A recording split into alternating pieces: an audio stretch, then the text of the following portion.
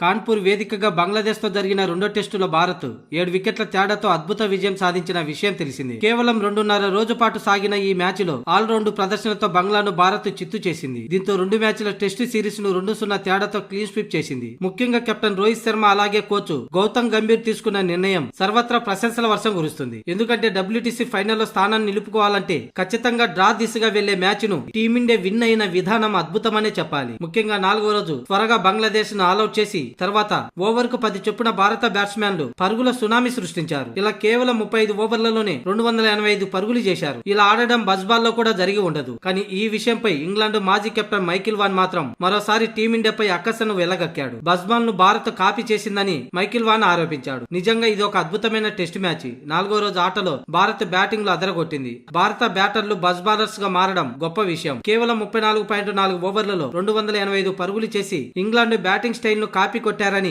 ఓ cricket షోలో Michael van పేర్కొన్నాడు. అయితే అదే షోకు కో హోస్ట్ గా వ్యవహరిస్తున్న ఆసీస్ దిగ్గజం ఆడమ్ గిల్క్రిస్ట్ మైకిల్ వాన్ కు కౌంటర్ ఇచ్చాడు. మైకిల్ వాన్, నువ్వు బాగానే ఉన్నావా? భారత్ ఆడింది బజ్బాల్ కాదు, గాంబాల్. వారి హెడ్ కోచ్ గౌతమ్ గంభీర్ ఇప్పటికే గాంబాల్ పై పేటెంట్ పొందాడు. ఇప్పుడు ఇంగ్లాండ్ కూడా జాగ్రత్తగా ఉండాలి. బజ్బాల్ కి మించింది గాంబాల్ అంటూ మైకిల్ వాన్ కు ఆడమ్ గిల్క్రిస్ట్ వార్నింగ్ ఇచ్చాడు. అయితే అందుకు స్పందించిన మైకిల్ వాన్, భారత్ గాంబాల్ అచ్చం బజ్బాల్ లానే ఉందంటూ చెప్పుకొచ్చాడు.